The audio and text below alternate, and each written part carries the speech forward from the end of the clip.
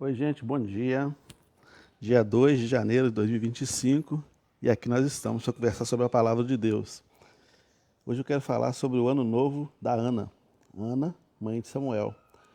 No capítulo 1 de 1 Samuel vai dizer que todos os anos Eucana, seu marido, juntamente com a sua primeira esposa Penina e também Ana, sua outra esposa, iam a Jerusalém para celebrar o Senhor, para cultuar ao Senhor. Isso acontecia todos os anos. Acontece que Ana era estéril e Penina não era estéril. Penina tinha filhos. E Penina zombava de Ana por causa disso. Afinal de contas, a mulher, naquele contexto social, era importante que a mulher desse filhos para um homem. Ana se sentia muito mal porque ela não conseguia fazer isso, ela não conseguia dar à luz. Então ela se sentia muito mal com isso. E Penina zombava dela por causa disso. Então, um dia o texto vai dizer assim, ó, o texto falou que todos os anos eles faziam isso. Todos os anos a gente faz a mesma coisa, não é isso? Tem coisa que não tem como mudar. Eu vi uma postagem na internet agora de manhã que eu achei interessante, falou assim, ó, o ano é novo, mas o cafezinho é o mesmo. Então todos os anos, todos os dias, tem coisas que a gente não precisa mudar, tem que fazer sempre mesmo. Então subir ao templo para adorar o Senhor, subir a Siló, né, para adorar o Senhor no tabernáculo, tinha que acontecer todo ano mesmo. Só que um ano específico, Ana tomou uma atitude diferente. Vamos ver o que está escrito aqui em 1 Samuel capítulo 1, versículos 9 e 10. Ó. Diz assim, certa ocasião em Siló, logo depois de haverem terminado de comer e beber, estando o Eli sacerdote sentado numa cadeira junto ao pilar, à entrada do santuário do Senhor, Ana se levantou e com a alma profundamente sofrida, chorou muito e orou ao Senhor. Então o que a gente vê aqui? Nesse ano especificamente, num determinado ano, num determinado dia, Ana se levantou diferente.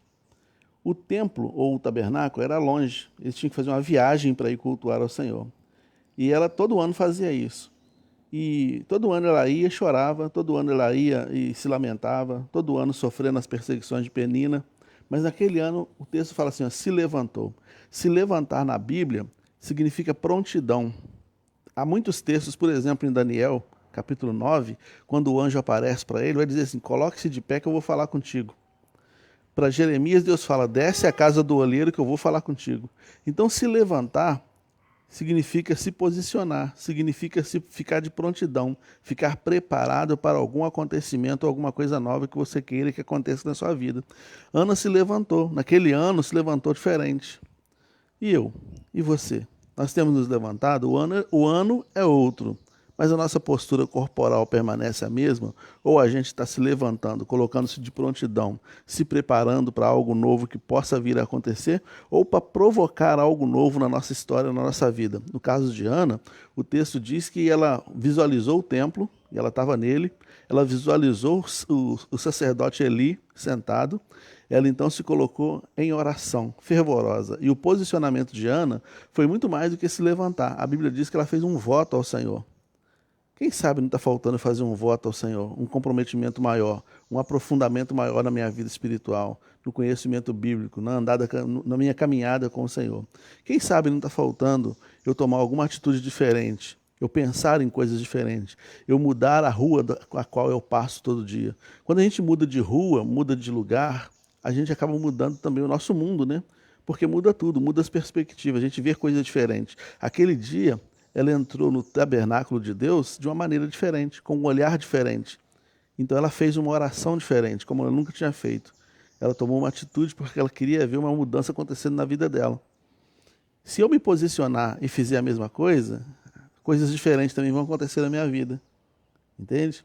O ano mudou, mas se as minhas atitudes também não mudarem, nada novo vai acontecer.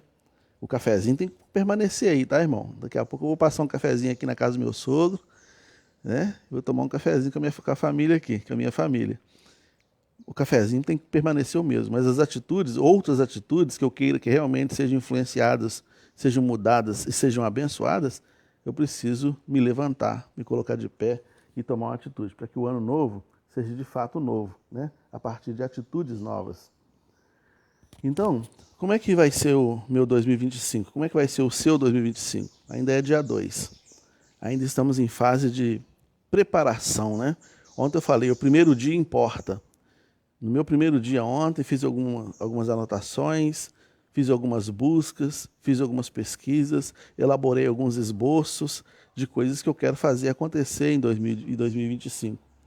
Porque se tem coisas que se a gente não fizer acontecer, não vai acontecer. Né? Nós, como servos de Deus, a gente tem uma vantagem, que é a gente provocar o mundo espiritual para nos ajudar na nossa caminhada da fé. Entende isso? A gente tem essa oportunidade. Jesus falou, tudo que pedir crendo, recebereis. Tudo que pedir crendo, recebereis. Ele falou, até agora vocês não pediram nada. Peçam para que a vossa alegria seja completa. Nós temos a oportunidade de provocar e convidar o mundo espiritual a nos ajudar a transformar a nossa realidade, a nossa vida, a nossa história. Nós temos essa oportunidade. E a Bíblia diz que o céu está disposto a intervir. Jesus falou, pedindo, crendo, recebereis. O mundo espiritual está disposto a intervir na nossa história para mudar todo o contexto. Eu não entendia isso, ou pelo menos ela não entendeu isso naquele momento. Ela falou, peraí, eu estou indo no tabernáculo falar com Deus. Eu posso falar muitas coisas com Deus, mas qual é a minha real necessidade? Eu tenho necessidade de ter um filho. Então é sobre isso que eu vou falar com Deus. E ela fez o ano novo dela ser de fato um ano novo a partir dessa premissa, dessa perspectiva, né? Então, que nós possamos lançar mão desse recurso, o recurso da oração, para clamar ao Senhor, para ver o mundo transformar, para ver as coisas acontecerem de maneira diferente na vida de cada um de nós. Amém? Que Deus te abençoe aí, Thalita, Deus te abençoe, Juscelane, Alice, Deus te abençoe, irmã Ana Machado, e especialmente Deus te abençoe, Yasmin. Hoje é aniversário da Yasmin. Que Deus te abençoe, Yasmin, te derrame sobre a sua vida poderosas bênçãos dos céus, que você continue sendo essa bênção que você é na presença do Senhor.